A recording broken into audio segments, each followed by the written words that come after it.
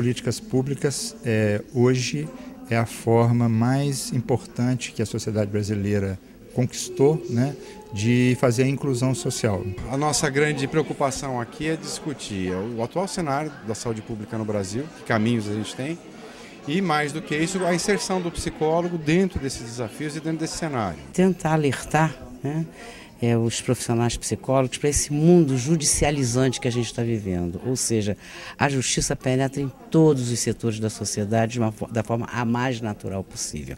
Refletir sobre como nós nos inserimos num mundo em mudança, um mundo em transformação, que agora vai precisar lidar com as mudanças climáticas e com as consequências subjetivas que isso traz. Aonde existe uma pessoa se comportando, pensando e sentindo, existe trabalho para o psicólogo. A psicologia é uma profissão que precisa de conhecimentos rigorosos, sistemáticos, que vão se acumulando, porque a ciência é uma construção coletiva. O que nós estamos fazendo é buscar, neste momento, ter algumas sínteses de como que esse conhecimento, tanto teórico quanto prático, ele tem sido produzido, qual é o estado da arte deste conhecimento. Então essa síntese nos orienta a poder até mesmo fazer novas perguntas. Para onde nós vamos agora?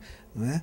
Quais são as dificuldades? Que tipo de psicologia nós temos que construir para ir dar frente, para lidar com essas demandas novas? Conhecimento e experiências partilhadas por mais de 500 congressistas que se reuniram em Goiânia durante 3 dias para debater o tema Psicologia e Campos Emergentes, Diversidade e Sustentabilidade para um Mundo Melhor.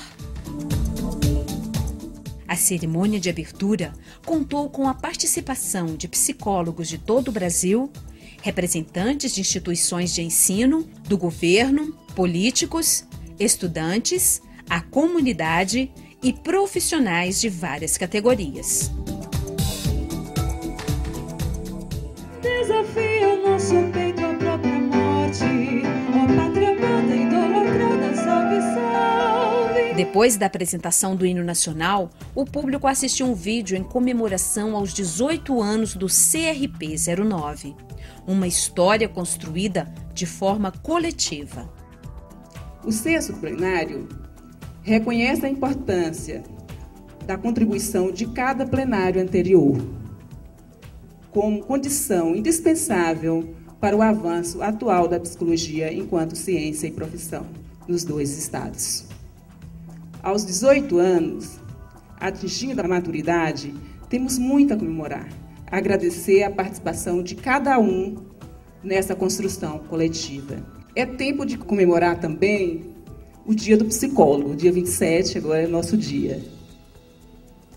E como parte dessas comemorações, está a nossa 3ª edição do Congresso de Psicologia Goiás e Tocantins, que se consolida e se torna um referencial a nível regional e nacional, com discussões de temas que influenciam no fortalecimento e na valorização da prática e do conhecimento da psicologia sobre as questões sociais contemporâneas. Eu creio que é uma oportunidade ímpar receber tantas pessoas, como todos vocês que estão aqui presentes, e ouvi-los e a partir daí meditar e poder sugerir com os conselheiros, com os funcionários e colaboradores para onde nós devemos seguir. Eu queria agradecer muitíssimo a certamente mais de 40 pessoas que estão trabalhando há muito tempo para a realização deste evento.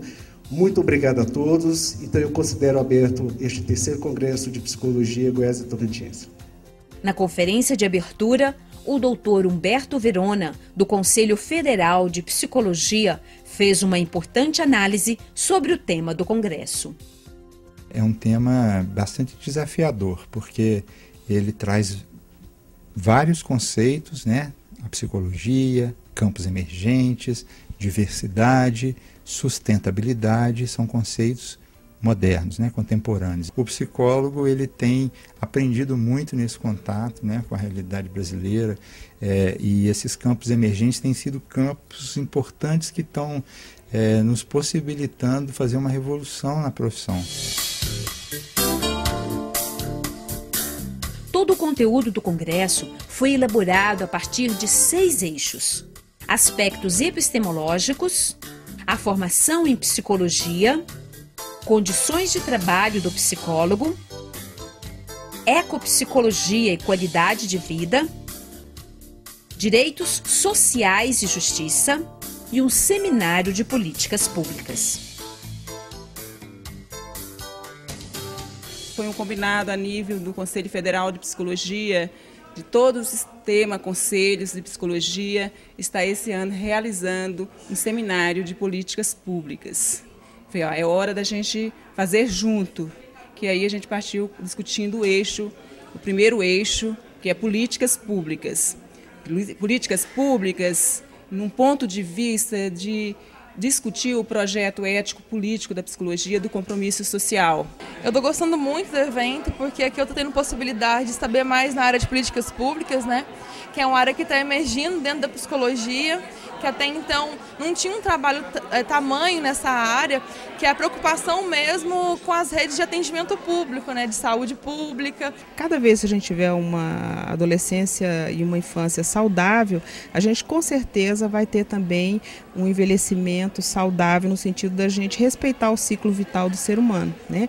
E com isso garantir toda a política pública e cobertura para que as pessoas tenham os seus direitos, tanto de ser criança, de ser adolescente, como de ser velho, com dignidade. O Brasil é um país envelhecido, né, para a Organização Mundial de Saúde, a partir de 7%. Um país, uma cidade, um estado é envelhecido, então o Brasil é um país envelhecido, Goiânia é uma cidade envelhecida. Então, nesse sentido, é impossível se pensar em uma qualidade de vida, numa circulação da pessoa idosa pela cidade, direitos, né, a ser garantidos, sem que efetivamente se olhe para a pessoa idosa hoje e que haja políticas que contribuem e facilite a vida desse idoso. Hoje nós vivemos 3 grandes transições que são os nossos marcos desencadeantes de problemas. A primeira transição é a transição do paradigma de saúde, né? Onde a gente está migrando de um paradigma defendido pelo modelo biomédico para o paradigma biopsicossocial. A transição epidemiológica, né, com a manutenção das infectocontagiosas e um aumento das crônico-degenerativas. E o terceiro, a transição demográfica, com o perfil da nossa população mudando muito rapidamente. Tá?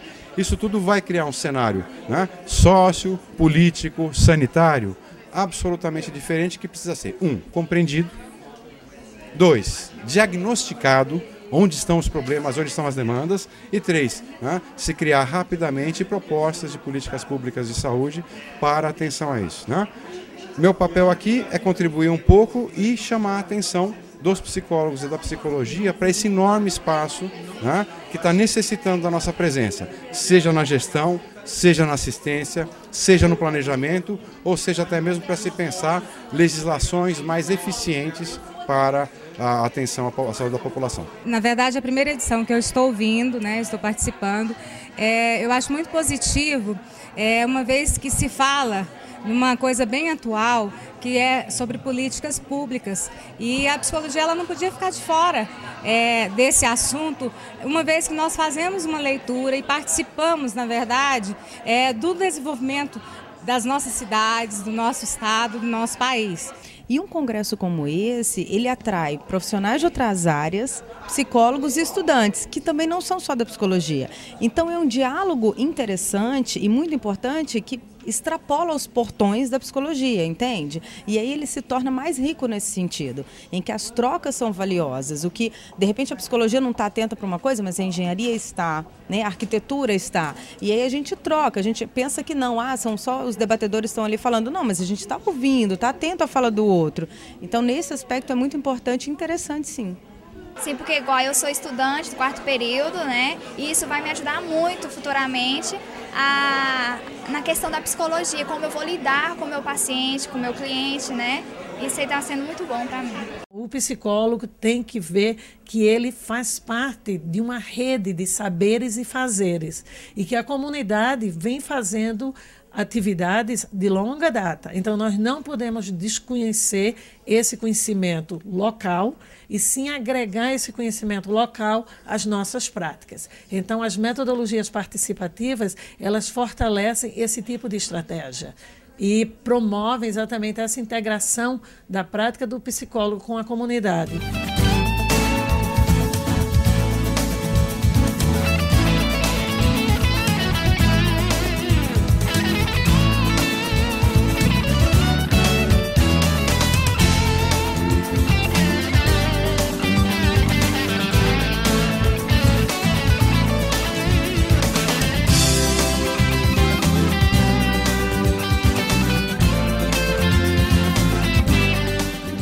formação foi muito interessante, que temos uma compreensão de não fazer sozinhos, né? Todo esse trabalho a gente foi buscando parcerias.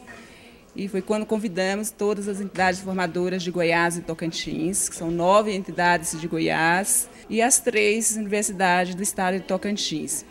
Em conjunto, em parceria com a ABEP, que é a Associação Brasileira de Ensino e Psicologia, Núcleo Goiás. Os cursos de psicologia têm se expandido muito no Brasil, especialmente neste século, e a dificuldade que a gente tem de fazer com que as pessoas efetivamente possam atuar nas demandas que o mercado precisa. Não só atendendo a elas, mas efetivamente incidindo na qualidade de vida das pessoas, que é fundamentalmente com o que o psicólogo poderia trabalhar. Todas as nossas ações deveriam ser sempre muito comprometidas com essa sociedade. Mesmo que eu faça clínica, que é a coisa que a psicologia mais tem feito historicamente, que a nossa profissão é historicamente construída como qualquer outra, a gente tem que ter a perspectiva de que existem outras possibilidades, outras modalidades que podem incluir a maioria da população. E é isso que a gente veio discutir um pouco. Hoje, a saúde do trabalhador, a economia solidária, a questão do atendimento aos desempregados na política pública de empregos e a questão da economia informal estão a exigir da psicologia que ela possa investigar esses outros aspectos que até então não mereceram o seu cuidado. Nós estamos falando aí de algo de 45 milhões de pessoas que a psicologia ainda não parou para escutar, para investigar, para conhecer as dinâmicas da categoria trabalho, dos processos de trabalho nessas modalidades, digamos assim, que até hoje foram colocadas como secundárias. A psicologia do esporte em Goiás é uma área que precisa muito ser construída, ser trabalhada da forma que ela precisa ser conhecida. E essa psicologia atende várias áreas, a área de alto rendimento, a área de recuperação de lesionados, a área de projetos sociais, a área de iniciação esportiva. Então, cada uma dessas áreas tem uma atuação muito específica, um programa de trabalho que o psicólogo atua que não é o mesmo do psicólogo clínico. E por este motivo, por achar que é parecido ou que é a mesma coisa, muitas vezes as pessoas se afastam do psicólogo neste contexto do esporte, porque está ligado só à resolução de problemas do mito daquele que precisa da clínica. É o futuro da psicologia, as suas diversas áreas e essa interdisciplinaridade.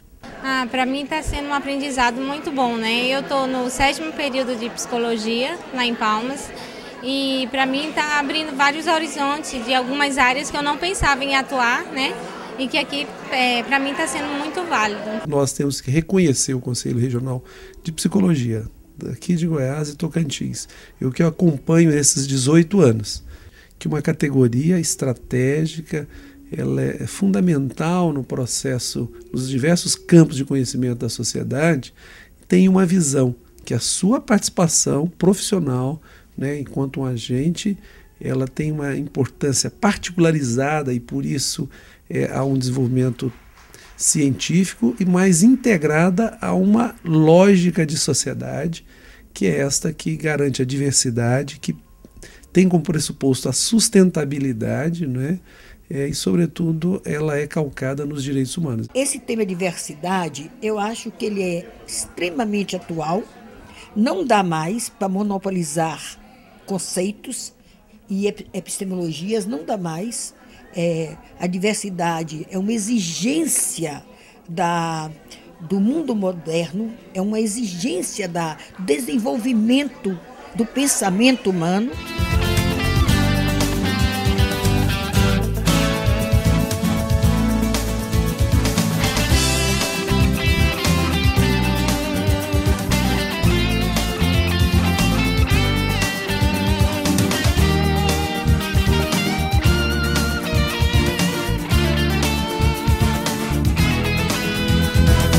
Como psicólogo, deve trabalhar atendendo a criança, né, realizando um processo de escuta psicológica dessa criança na rede de proteção.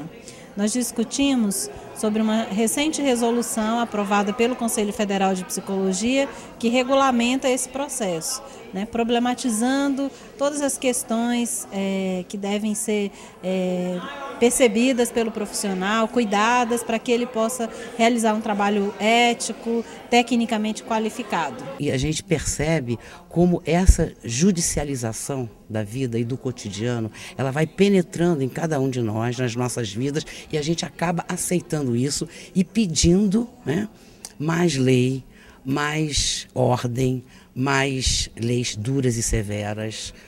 A gente, inclusive, estava colocando, né, que produzir subjetividades hoje, produzir modos de existir e de viver, é a melhor forma de dominação.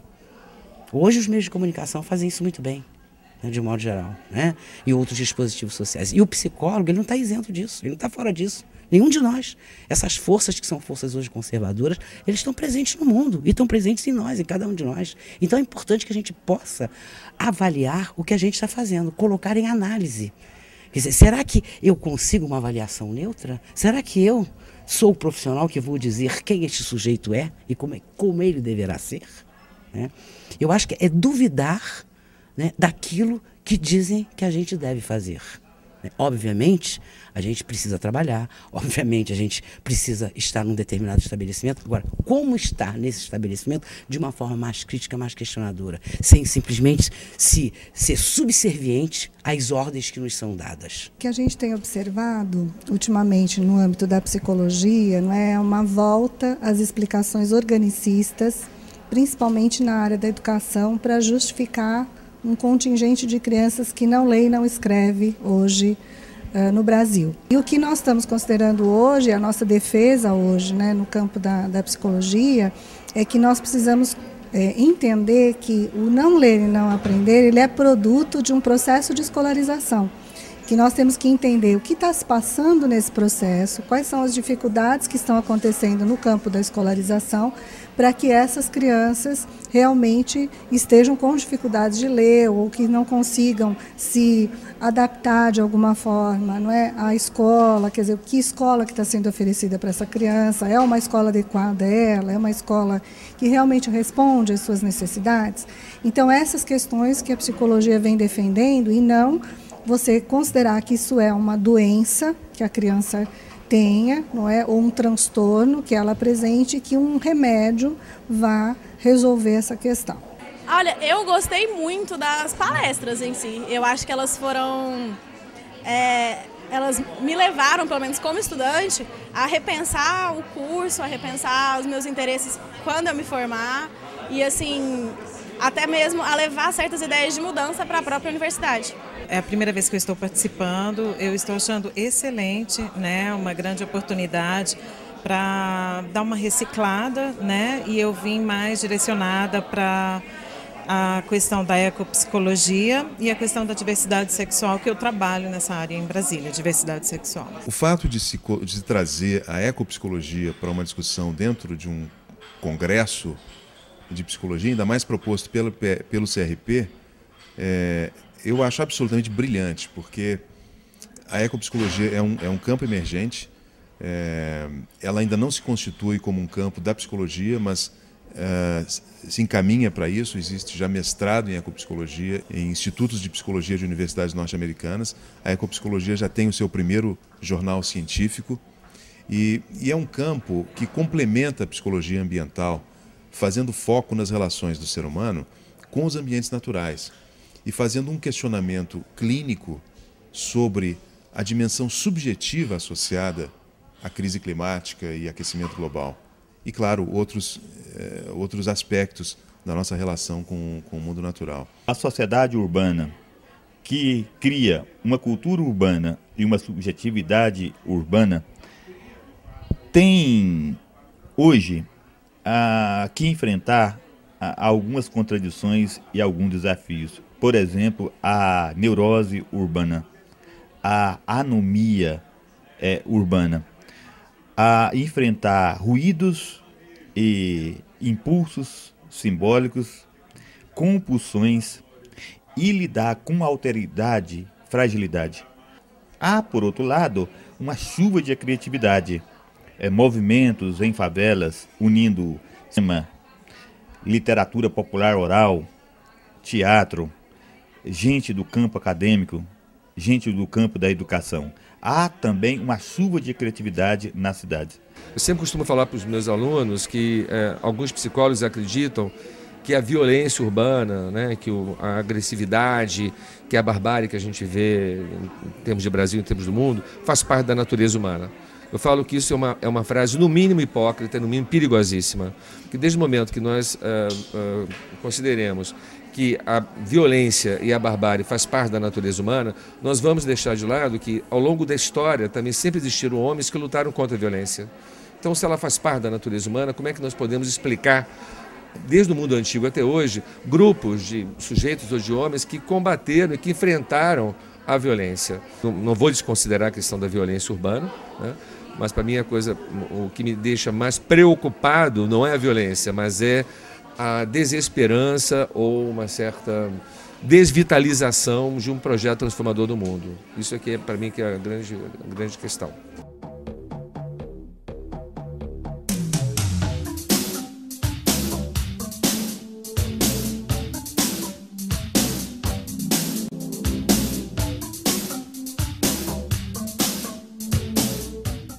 Os congressistas participaram de uma intensa programação. A gente montou 10 conferências, 20 mesas redondas de debate, 2 minicursos, 2 oficinas Como Eu Faço, que são oficinas para categoria, e montamos também a sessão especial do Dia do Psicólogo, que esse mês a gente está comemorando o Dia do Psicólogo, dia 27, as apresentações orais de pôsteres. Na agenda, importantes reuniões, como o encontro da Associação Brasileira de Ensino de Psicologia, ABEP, com as entidades formadoras. A presença da FENAPSE com a categoria pela organização sindical. Articulações e discussões de diversas comissões de trabalho para o desenvolvimento de campos emergentes. O lançamento de livros com 5 títulos e espaço também para apresentações culturais e mostra de talentos da própria categoria de psicólogos. É muito importante porque a gente aqui está em contato com pessoas de universidades do Brasil inteiro que podem estar levando esses livros para as universidades, institutos de formação e também para os estudantes que estão aqui, estão atualmente vendo isso nas agências formadoras, fazendo trabalhos, artigos, então está sendo um trabalho de referência. Então foi muito importante ter esse espaço no Congresso para lançar o livro. A vinda até o Estado, ela é para valorizar a entidade sindical, para pensar a importância das ações em parceria entre o Sistema Conselhos de Psicologia e a própria Federação Nacional dos Psicólogos, e existem muitas lutas que são compostas, em que o Conselho tem suas atribuições a cumprir e a entidade sindical sua função precífica de organização, mobilização e luta pelas questões salariais, pelas condições de trabalho, pela organização de jornada. Então são aquelas pautas clássicas do movimento sindical acrescidas aí pelas lutas da organização da sociedade.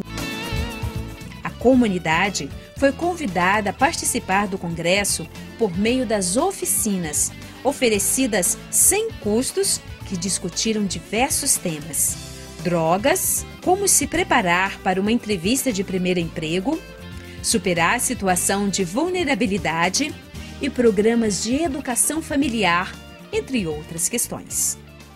A gente construiu essas 5 oficinas para a comunidade, enviamos ofício para várias entidades filantrópicas, convidando para trazer as pessoas para vir assistir. E eu acho que esse é mesmo o diferencial desse congresso, as oficinas para a comunidade. Trabalhamos em parceria com uma ONG e por terem aqui hoje oficinas voltadas para as questões de políticas públicas, voltadas para o atendimento de crianças em situação de risco, nós nos organizamos, conseguimos um grupo de aproximadamente 10 pessoas para estar aqui. Foi uma oficina que trouxe um conteúdo claro e objetivo, onde pudemos dialogar, perguntar e ser sanado nossas dúvidas enquanto a problemática de família e criança em área de risco. Nessa oficina a gente aprendeu a quebrar o preconceito com relação da estrutura da família, né? Não ir até a família como com preconceito, com resistência, mas olhar ela com um olhar de que a gente não pode cobrar dela aquilo que ela não recebeu. O professor Pedrinho Guareschi proferiu a conferência de encerramento, falando sobre a ética do viver sustentável. Há vários tipos de ética e conforme a concepção de ser humano que você tem, você vai ter uma concepção de ética. A ética realmente, fundamentalmente, resgata o outro. E tanto assim que alguns filósofos dizem que, como Levinas, a ética da alteridade, que é o olhar do outro que te diz o que é ético. A cerimônia de encerramento teve momentos de grande emoção. A maioridade do CRP-09 foi comemorada por meio do reconhecimento do trabalho de pessoas que ajudaram a construir a história do Conselho. Terezinha Lopes, uma das pioneiras, transferiu essa homenagem de forma póstuma a seu filho. Expectativa também na entrega dos prêmios aos participantes na categoria dos trabalhos de tema livre, apresentados de forma oral e pôster eletrônico.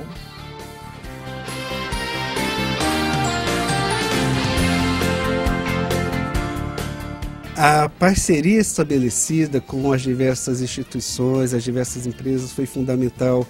Nós levantamos até o final do congresso cerca de R$71 mil em apoios que foram aqui distribuídos na cerimônia final.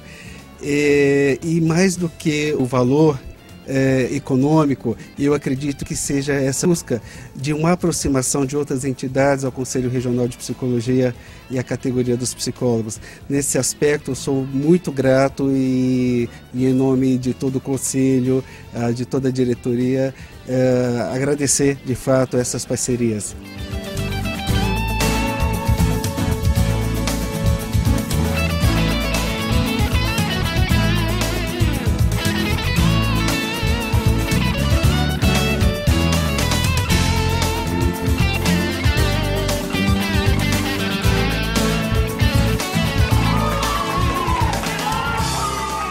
Todos nós estamos muito felizes em termos acertado no local escolhido, nesse centro de convenções, e termos acertado na organização, de uma forma geral, e sobretudo, que é o mais importante, no desenho da programação científica e nos convidados. Eu acho que para o Conselho Regional de Psicologia 09, nós saímos desse evento com outros compromissos, mas bastante animados, no sentido de aprofundarmos agora todas as questões que foram encaminhadas aqui, que devem ser respondidas parte teoricamente, parte com muito trabalho junto à comunidade, e também passando por uma revisão da nossa compreensão sobre esse mundo contemporâneo, esse mundo atual. É também algo que foi novo dentro da nossa história, é uma curta história de congresso, mas já estamos no terceiro, mas foi surpreendente essa resposta e o envolvimento das pessoas. Eu acho que o evento